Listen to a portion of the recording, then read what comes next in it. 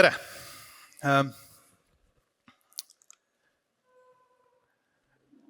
Väga hea pealkiri.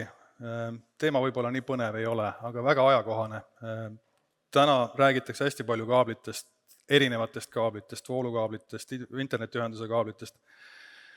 Mõtlesin, et ma tulen kõigepealt ajalukku. Ehk siis, et millal hakati üldse nagu kaableid merre vedama ja millal see nagu teoks sai.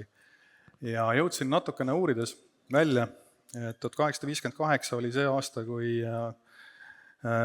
ühendus üle Atlandi tööle pandi ja hakati siis telegraafisignaale saatma Inglismaalt Ameerika Ühendriikidesse. See kaabel töötas täpselt 3 päeva. Siis otsustas üks doktor, et tema lahendus on parim ja põletas siis põhimõtteliselt 3. päeval selle kaabli läbi. Kõik mandrid ühendatud sai siis 1871 aastal. Aga katkestusi kaablitega on olnud kogu aeg. Ehk siis esimene kaabel siis töötas üle Atlandi ookeani 3 päeva ja kõikide ülejäänud kaablitega on pidevad katkestused, pidevad probleemid olnud. Leidsin, see pilt on tegelikult nüüd tehtud AI poolt ja palusin talle ühe artikli, nagu siis artikkel ise on pärit 73. aastast, 1873. aastast ja kirjeldab lugu selle kohta, kuidas siis ühe sügaviku kohal üks vaal ilmselt läks oma selga sügama kaabliga ja tema saba siis jäi kaablisse kinni. Ja palusin AI-l teha selle kohta pildi illustreerimaks seda sündmust. Ma neid kõiki pilte ei tahaks teile näidata, ega ei pannud ka sellesse esitlusse. Vaene vaal. Ehk siis need pildid, kui ta oleks selle nagu üle elanud, ka sellel pildil on vähemalt 6-7 kaablit, mis tuleb vaala küljest. Aga jah, ehk siis neid katkestusi on olnud pidevalt. Ja katkestused ei ole meie jaoks mingisugune üllatus. Kui internetist nüüd rääkida, mis Eesti Vabariigis on olnud, Eesti Vabariigis siis tegelikult 90. keskpaigast oli Eestis internetiühendus siis satelliidiühenduse teel. Nüüd tagasi tulla ajalukku jällegi. Ehk siis kaablid on päris uus nähtus meie jaoks. Internetiühendus 90. oli siis alguses 2 tükki, üks oli Tartus, teine oli Tallinnas. Ja sealt siis jagati nagu ülejäänud asutustele, ettevõtetele jao pärast ka natukene interneti, sai põhimõtteliselt meili saata ja mõned targemad, osavamad võib-olla ka mõnda veebilehtel, Netscape'i näiteks kasutada. Aga kui nüüd ajas nagu hüppe teha, siis vahepeal võeti kasutusele kaablid ja esimene kaabli katkestus oli tegelikult aastal 2004. Elioni merealune kaabel läks siis puruks. Ja see oli siis Hiiumaa lähistel see, kus siis Kalatraale selle kaabli puruks tõmbas. Kuna ma räägin nüüd sellest hetkest, mis on nagu interneti, kui internetti ei ole, siis ma pean rääkima ka sellest hetkest, mis juhtus 2007 aastal, kus meil internet ei olnud sellepärast, et me ise otsustasime interneti väljapoole välja lülitada, sest et nii oli natukene turvalisem, sest et meie sõbralik jutumärgid lõppesid. Naaberriik otsustas, et vaja oleks proovida, kuidas Eesti vastu peab siis ka esimesele korralikule küberründele. See oli teine juhus, mis nagu ajendas järgnevaid tegevusi tegema ja siis 3. oli järgmine kaablikatkestus Muuga lahes. Ehk siis oli selge, et Eesti peab hakkama saama sellises olukorras, kus välist internetti ei ole. Selle tulemusena tehti siis hädaolukorra seadusse muudatus, hädaolukorra seaduse paragrahv 41 lõige 2, mis käsib siis, või kohustab siis elutähtsa teenuse osutajaid hoidma oma andmeid sisuliselt Eestis. Ehk siis kui me pakume teenust Eestist, siis need teenused peavad olema Eestist pakutud. Ühesõnaga, see on minu selline vaba tõlgendus sellele seadusele, mis on hetkel ka veel kehtiv. Ehk siis see paragrahv praegu jätkuvalt kehtib, see tähendab seda, et kui mina näiteks tahaksin kasutusele võtta pilveteenust ja pakkuda selle pilveteenuse abil elutähtsat teenust, siis ma rikuksin seadust, mida teha ei saaks. Päriselt ka, ajad lähevad edasi, pilved tulevad peale, mitte tumedad, nagu need pilved, kus andmeid hoitakse. Ja juba ka meie julgeolekupoliitika alused on muutunud ja me tahame, et meil teenused töötaksid ja oleksid kogu aeg kättesaadavad. Ja tänasel päeval me tegeleme ja töötame selle nimel, et ettevõtetel, kes pakuvad elutähtsaid teenuseid, oleks rohkem võimalusi, ehk siis, et ei oleks ainult nad sunnitud pakkuma teenust Eesti Vabariigi pinnalt, vaid kui juhtumisi näiteks mingi pank tahab kolida mingil põhjusel näiteks Rootsi oma teenuseid pakkuma, siis ta võib seda teha. Tingimus on ainult see, et see teenus peab olema Eestis kättesaadav igal ajal.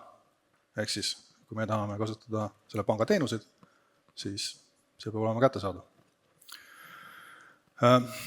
See on üks põhjus, teine on see sama, millest me juba siin hommikupoole oleme rääkinud, ehk siis NIS2 toob meile hästi palju uusi tegijaid, elutähtsad teenuse osutajaid, kes on kohustatud küberturvalisuse seadust jälgima ja NIS2. Ja nende seas on toidutootjad. Ja toidutootjatel on selline huvitav olukord, et nad kasutavad juba pilveteenuseid. Ja näiteks oletame, et seesama teenus, mida nad kasutavad oma toidu tootmisel, ehk siis see lahendus, e-lahendus, infosüsteem, mida nad kasutavad, paikneb näiteks Tšehhi Vabariigis või Saksamaal või Poolas. Sellel ei olegi võimalik Eestisse tuua koha peale tehnilist lahendust. Siis on kaks võimalust, kas see toidutootja rikub seadust algusest peale, lõpuni välja, hakkab saama mingisuguseid trahve, mingisuguseid ettekirjutusi, või oleme meie nii palju targad, et me muudame olemasoleva seadusandluse selliselt, et ka see ettevõtja saaks tegelikult oma teenust pakkuda meile. Ehk siis selle jaoks teeme muudatuse. Natukene siis need piltidest. Ülemine keskmine pilt on nüüd siis need merealused kaablid, mis jooksevad ümber Eesti lähedal. Need ei ole kõik. Need on need kaablid, mida on võimalik igal ühel meist avalikult internetist otsida ja leida. Ehk siis merealuste kaablite kaart on selle asja nimi. Vasakpoolset satelliidipilti ma isegi ei hakka kommenteerima, aga paremal üleval pilt on nüüd Helsingist tehtud Tallinna teletorn.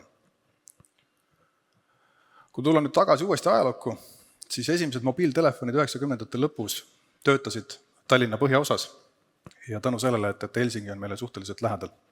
Nii et kui ma räägin siin alternatiivsete vahenditega teenuse kättesaamisest, ehk siis me ei räägi enam pelgalt ainult nendest merealustest kaablitest, vaid ka satelliitidest kindlasti. Üks ameeriklane on teinud väga palju positiivset tegevust selleni, et satelliit oleks igale ühele kättesaadav ja väga odav. Ja miks ka mitte teletorn, miks ka mitte kasutada seda võimalust, et kuna me Soomega nii lähedalt ühendus, et näiteks Soome ühendus ära teha. Kui nüüd rääkida teenuste kättesaadavust ja te kujutate nüüd ette Euroopa ja Baltikumi kaarti, siis ja arvestades meie naabreid ja meie poliitilist läbisaamist hetkel nendega, siis te võite endale ette kujutada, et Eesti on saar. Eesti on saarestiku üks osa, kui me paneme sinna näiteks Läti ja Leedu juurde. Ja Eesti kuulub ka suuremasse saarestikku, kui me liidame sinna Soome.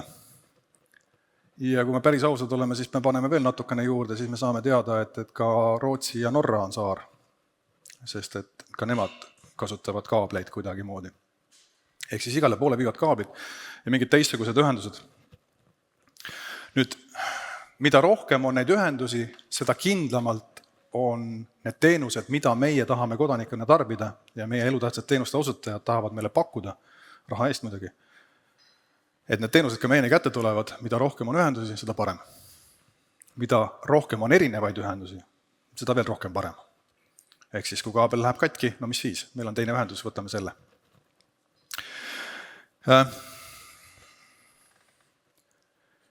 Eelmise aasta lõpus, tegelikult ka üle-eelmise aasta lõpus oleme mänginud tegelikult läbi erinevate asukutustega koos erinevaid stsenaariumeid. Ehk siis tegelikult 2023 aasta lõpus jääkaru õppus, mis rääkiski sellest, et mis siis juhtub, kui Eesti muudetakse saareks ja nii edasi. Ja eelmise aasta oktoobrikuus tegime me siis õppuse Andmesaar.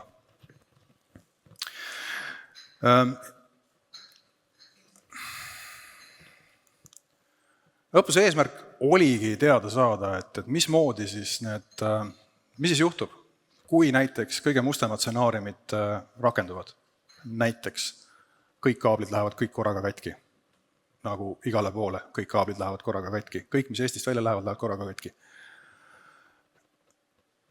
Võimalus, et selline asi juhtub, on üsna nullilähedane, aga ikkagi. Kes siis kuidas käituma hakkab, mida siis tehakse, kes kuhu jooksma hakkab, mis tegelikult katki läheb. Õppusel osalesid siis IT-majad, mõtlesimegi seda teha sellisest vaatest, et vaatame, kuidas IT-majad hakkama saavad, kas nad teavad, mis teenuseid nad pakuvad, kuidas nad pakuvad neid ja kuidas omavaheline suhtlus välja hakkab nägema. Osalejad siin kenasti kirjas, ette lugema ei hakka. Ja õppus oli üles ehitatud selliselt, et olime jaotunud õppuse 3 erinevasse etappi. Kõigepealt siis, et vaikselt hakkavad ühendused ära kukkuma. See on põhimõtteliselt, kujutate ette siis nagu enam-vähem täna, et jälle läks kaabel katki, jälle läks kaabel katki, jälle läks kaabel katki, eks ole. Aga natukene massiivsemalt. Järgmine etapp oli see, et juba ongi nagu selline asi, et kõik ühendused on katki, et töötavad käinud Eesti, Läti, Leedu, heal juhul. Võib-olla ei näe isegi lätlasi. Ja kolmas siis etapp oli see, et nüüd hakkab vaikselt tagasi tulema, mõned kaablid saime tööle ja mis me siis teeme. Nüüd siin kõrval pildi peal on Hiina patendiameti patenditaotlus aastast 2009. See ei ole ankur. See on patenteeritud või vähemalt patendisoov tehnoloogiale, mis, nagu nad ise väidavad, eemaldab illegaalseid sidekaableid vee alt.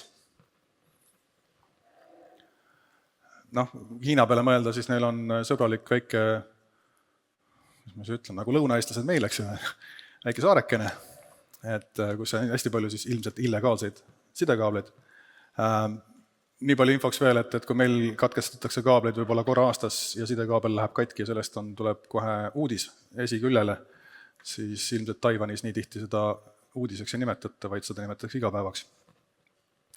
Aga jah, ehk siis seda patenti on esitatud 2 korda, patendiamet pole seda ära kinnitanud, nii et seda raha eest osta ei saa. Igaüks võib ise endale kodus järgi teha, ei pea midagi kellelegi maksma. Mida me siis selle õppuse käigus tuvastasime?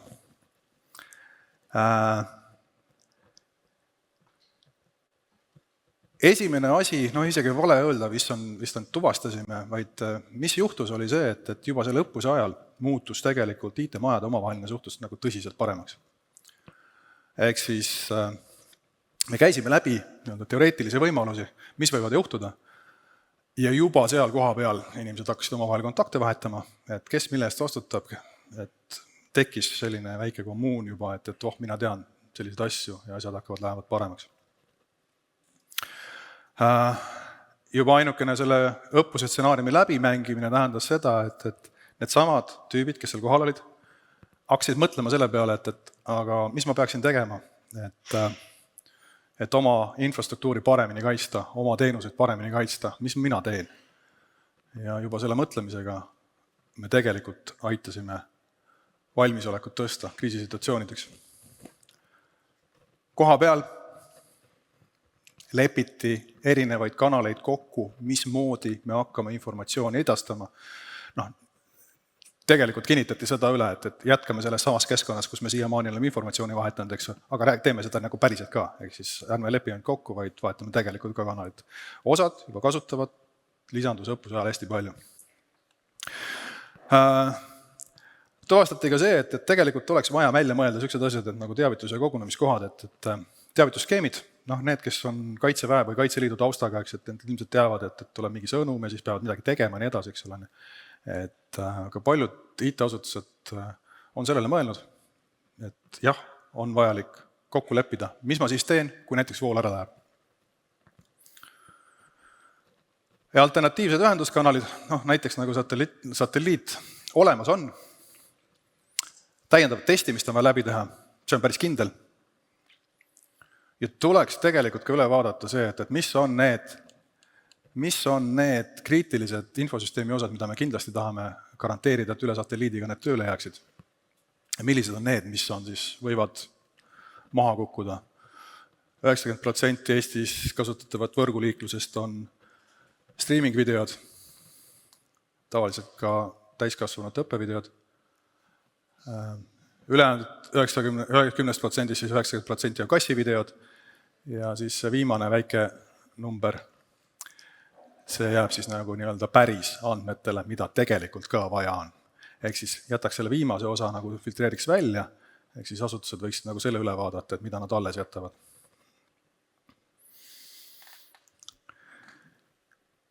Veel kord õpituvastused, kui midagi sellist väga musta peaks juhtuma,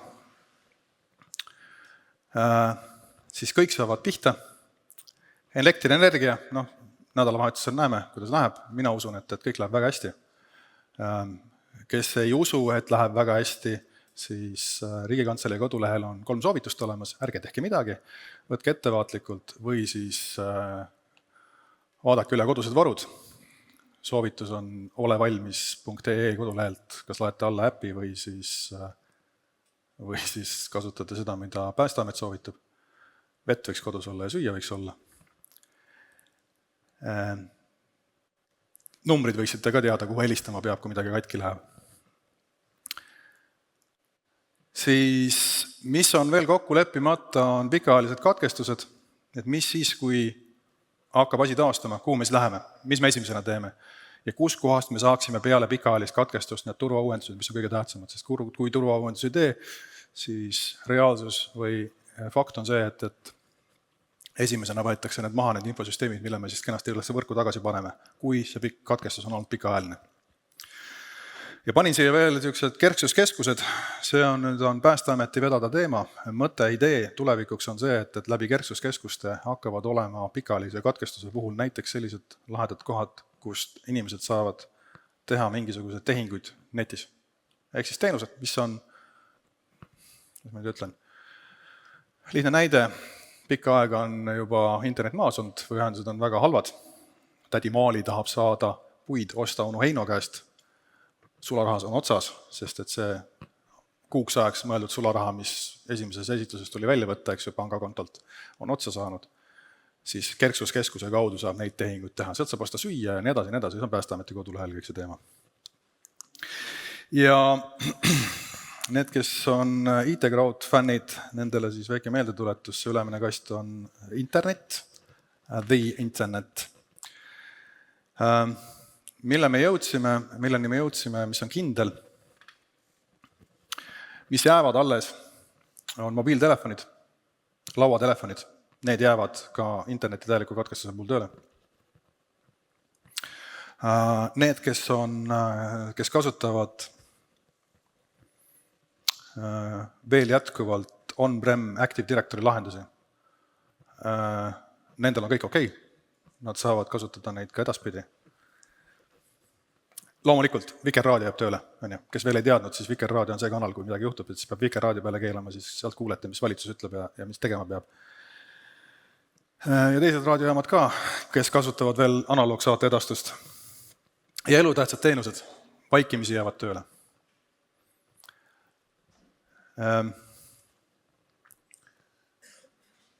Mis siis ei jää tööle, nendest ma juba rääkisin, ehk siis streaming, GPS-idel puhul näiteks, kui me kasutame mingisugust lisatarkvaraga GPS-teenust, näiteks Waze'i või Google Maps'i mingit navigatsiooniteenust, eks ole, siis see lisa,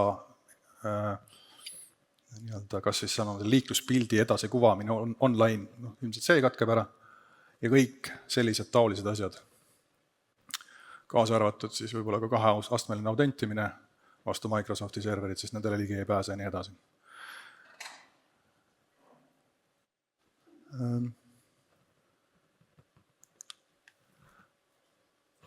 Ma jõudsin oma esitlusega lõpule täpselt 10-sekundise varuga.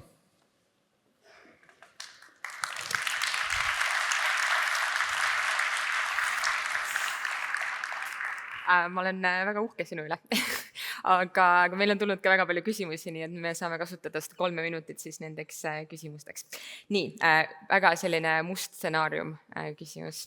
Mida teeme olukorras, kus hävitatakse lisaks ühendustele ka Eesti füüsiline taristu, see hulgas ka näiteks andmekeskused ja riistvara? See on nüüd kolmas õlg, ehk siis Eesti andmekeskustel on, vähemalt on plaanis Eesti andmekeskused ka siis dubleerida või siis üks osa nendest viia Euroopasse, siis et me saaksime pakkuda edasi Eesti e-teenuseid Kesk-Euroopast. Õige. Eraisikuna riigi IT-teenuseid vajame me üsna harva, samas pangateenuseid üsna tihedalt. Kuidas nii-öelda saare režiimis pangad ja makselahenduse pakkujad hakkama saavad? Ma tahaks nagu sarkastiliselt öelda, nii nagu 90-ndatel, eks ole, et võtad raha välja ja maksad, et sularaha tagamine jätkub, ehk siis sularaha saab, automaatidest saab sularaha ka kätte. Nii palju, kui mina tean, ma nüüd lubada ei saa, aga vähemalt on osapooled on öelnud, et nad väga hea meelega kerksuskeskustes tekitaksid saare režiimi all nii-öelda internetipunktid just selleks, et oleks võimalik teha nii-öelda ülekandeid ja pangatoiminguid. Me jõuame veel võtta umbes ühe küsimuse. Kui tõenäoliseks peate, et meil tekib täielik saartalitluses töötamine, see sealhulgas katkeb ka näiteks satelliitside? Üsna nullilähedane. Nullilähedane. Neid kaableid on piisavalt palju ja Eestil on ikkagi natukene territooriumid täielikult, me seda saartalitlusrežiimi küll ei näe. See on positiivne. Kuidas teie hinnangul on Eesti saartalitluseks aga valmis? Kas õppus kinnitas teie arusaama valmisolekust või on see parem või natuke halvem? Mina olin üllatunud tegelikult, ehk siis, et ma olin seda õppuse planeerimisfaasis, ma olin üsna kindel, et maailm jääb seisma. Tegelikult ei jää. Et me oleme kangemad ja tublimad, kui me tegelikult tahame seda endale tunnistada, et midagi ei juhtu praktiliselt. Ja selleks need õppused vajalikud ongi. Absoluutselt. Aga aitäh sulle, luban sind lavalt ära. Võite aplausiga lõpetada selle.